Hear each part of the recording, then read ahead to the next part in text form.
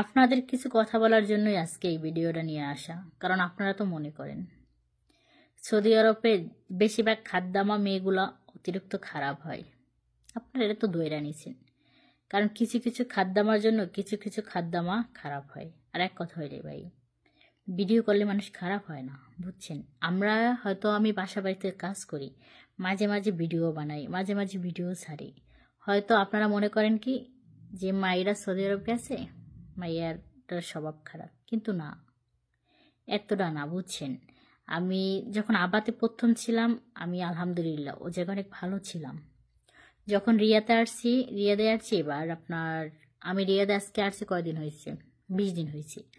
তো আমি এ জায়গায় যখন বাসা বাড়িতে কাজ করি খাদ্যামায়, আলহামদুলিল্লাহ আমি অনেক ভালো আছি। আমি মাঝে মাঝে ভিডিও করি, কয়েকটা কথা শেয়ার করি, বুঝছেন? কারণ সদিকো লাগে ভাই, কাজ করি, এটা বাস্তব কথা।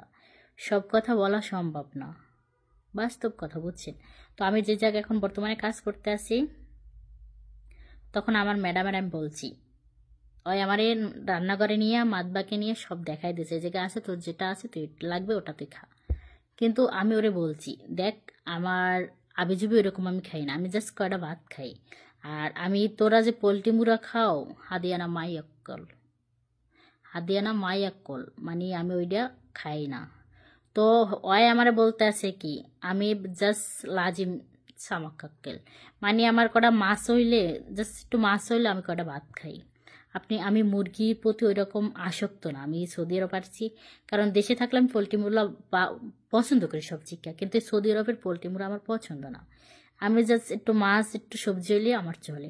তখন ওরে আমি বললাম যে মামা, আনা বেশ সামক রোজ হাদি আক্কেল সই দাম মাফি দিজাস মাই অক্কেল। ওই আমারে কয় কি যে দেখ, তোরে জানিয়ে দেবো, তুই হইয়ে খাবি, ফ্রিজের ভিতরে মুড়ো আছে, তুই মুড়ো খাবি।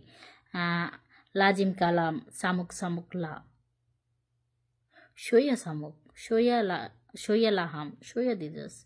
আমি তো এগুলা খাই না। আমি কই দেখ হাদানা মাই অক্কল, পরে কে তাইব তাইব হেয়ে কইয়া কি করলো, আমারে জাস্ট একটা কোরাল মাছ এনে দিল, এক প্যাকেট বাইলে মাছ এনে দিল, আর কি এইটাই এনে দিছে, আর কিছু দেয় নাই, বুঝছেন? তরকারি টরকারি তোরা যা খায় ওই। তো এইরকম খাইয়ে লইয়ে আপনার কাজ করতে আছে, বুঝছেন? আর মাঝে মাঝে ভিডিও বানাই, ভিডিও তো অনেক কথা বলি, বাট হাসি খুশি দিয়া এতটা মানে সুখী না।